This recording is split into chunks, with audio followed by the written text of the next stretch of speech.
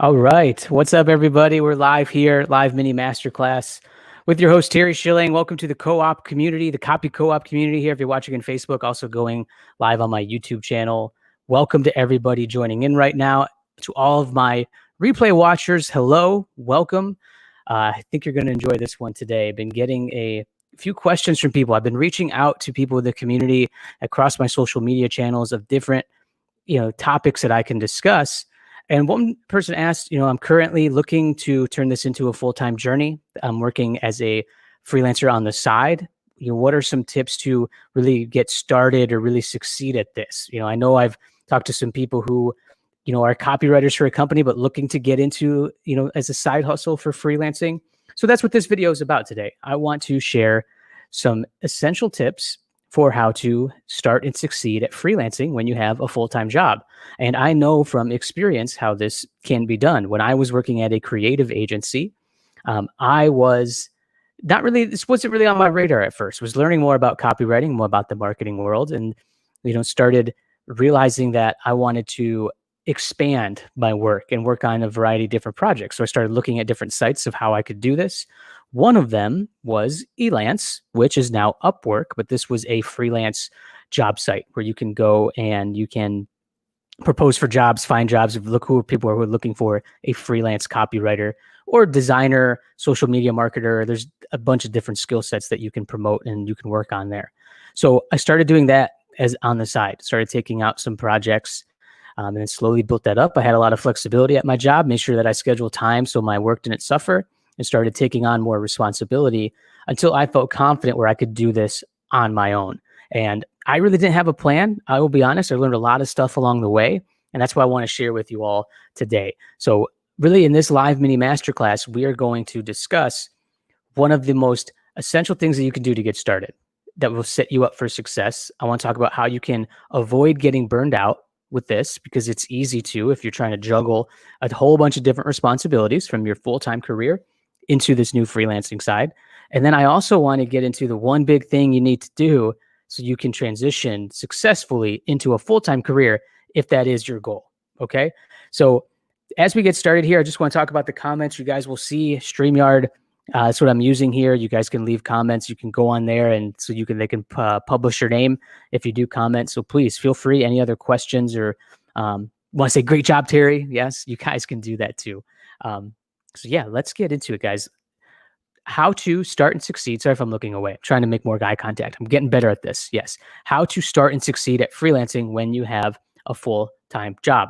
One of the biggest things is that feeling of burned out that I discussed. How am I going to find time for this? It's one big hurdle. It's one big thing that prevents people from doing it. Maybe they start one project, but then it kind of fizzled out because they get overwhelmed with managing their time. And so that's the biggest thing. Is the first thing is you need to have proper time management with this. And I recommend setting a schedule, whether it's a couple of days a week, certain times of the day. Schedule that time out. Put it in your Google Calendar. Set reminders on your Fitbit watch, iWatch, whatever you use, your iPhone, Android. Set reminders of when you want to work on this. So maybe at lunch, you go on a site like Upwork for a couple minutes. You start looking at proposals and proposing at different jobs there. Maybe at night you get home and you said, I'm going to designate 45 minutes to an hour and a half, and I'm going to work on putting up my website. I'm going to make a small business plan. Start writing out how I want to promote my services, what I'm good at, right? Start thinking about those things, but just designate that time. This is what I did when I worked full-time. At lunch or at the end of the day, and even at night, I would go on Upwork and I would propose to jobs. I'd also find time at lunch where today I'm going to build my Squarespace website or do research of what website hosting service I should use. Another time is like, what books can I read that can help me? Some business books that can help me with this too. I designated that time, set goals and things that I wanted to achieve to help me succeed at freelancing.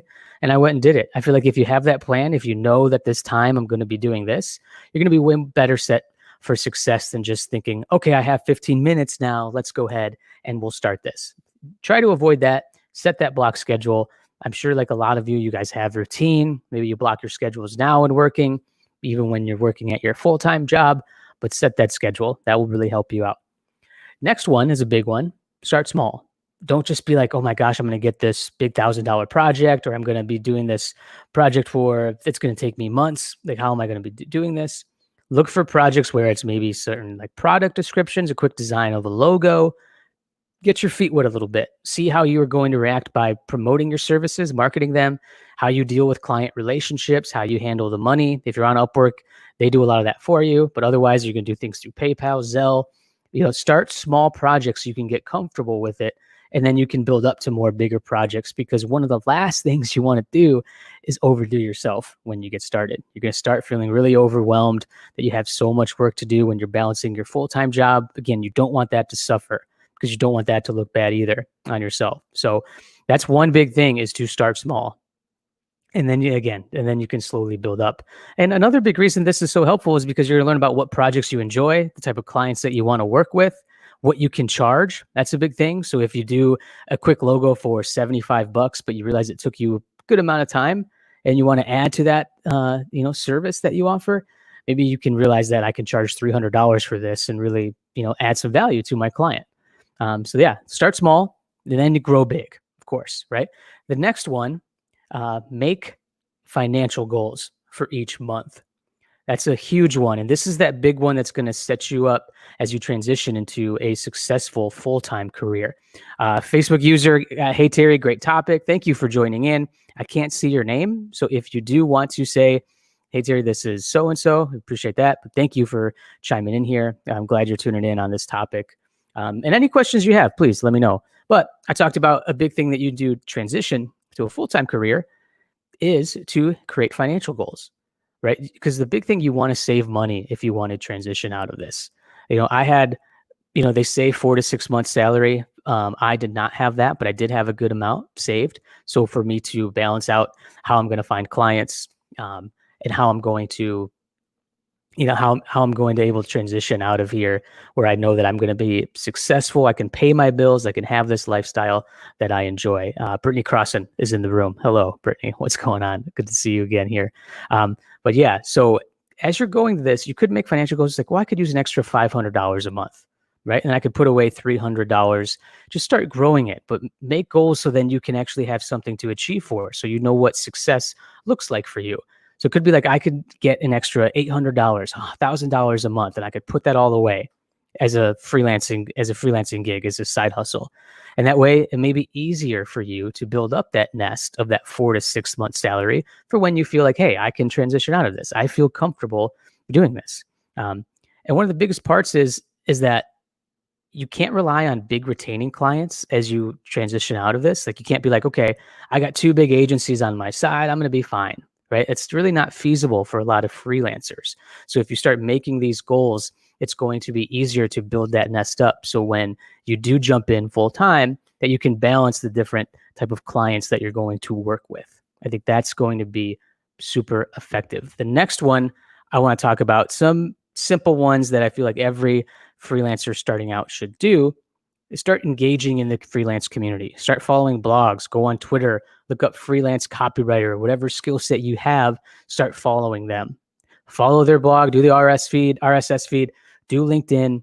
Go on Twitter and Instagram and follow these people and start engaging on their content and start asking them for advice. I will let you know they are more than willing to help. A lot of people helped me. If you start following me, you guys are here already. You guys can see I'm trying to do what I can to help you.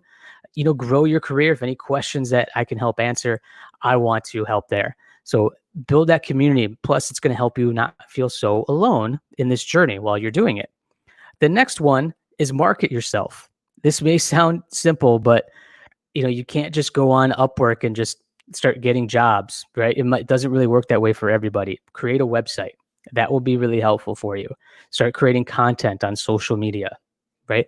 This is the beauty of having the full-time job, because you can start building your marketing strategy. You don't have to go jump in where nobody knows you. You can casually and gradually grow this by marketing yourself across different channels. You can start a blog on your website. I definitely recommend having that website so you can actually show potential clients what you do, that you can back up how you can say you can help them, have portfolio images. That's going to be really helpful as you start this freelance journey. And the last one, it's not necessarily for everybody, but I highly recommend it, is to don't burn bridges with your employer. I even recommend letting them know that you're starting to do some freelance work on the side. Just be real with them that, I have no intention of leaving. I'm just trying to help get some extra income. I have this skill. I'm going to be doing it on the side. My work won't suffer. I promise, right? Take that approach if you feel comfortable with it. If you don't have that type of open relationship with your employer, sorry, like it sucks. Like maybe it will be a little more difficult, but I think it's good to be transparent with your employer about that, about what you're thinking. In that way, if you do transition full time out, there's this mutual feeling, there's this mutual respect, and maybe they'll even give you some work too on the side.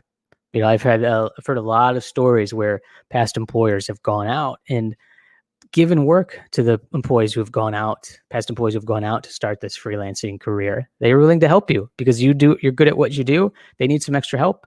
It could be a good resource for you for work and for income. So don't burn the bridges. And that's what I got for you guys today. Yeah, that's all. Next one, I'm going to have a little bit more slides so we can make this a little bit more visual. But everybody, I really appreciate you guys joining this live mini masterclass. This is a really good topic for a lot of people in this group, in the Facebook Copy Co-op group. A lot of people watching as they're doing their side hustle. How can we, grow my freelance career? These things can help you out. So again, set a set schedule for when you're going to work on this freelance stuff. Don't just completely go in blindly and then start feeling overwhelmed that you're juggling everything. You want to start small with projects to see what you're comfortable with, the type of workload that you can take on. Make financial goals for each month. So if you're ready to transition out, you have that extra nest of money, right? Start following the freelance community and engaging with them by following blogs and accounts on social media and even joining Facebook groups like this one to help you, because you can answer questions and people are more than willing to help. Then market yourself by creating a website, creating a blog, creating content. Do separate handles if you have to. Highly recommend to start marketing yourself while you have that time and that luxury of being backed up by a full-time job, so you have some steady income coming in.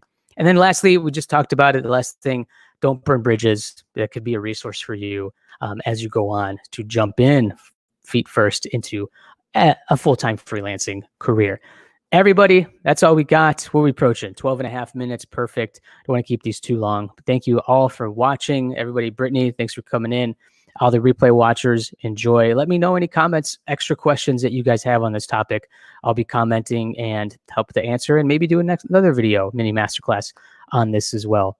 Again, everybody, thanks for tuning in, and we will see you next week on the live mini masterclass. And stay tuned in the group this week. We got a couple great interviews.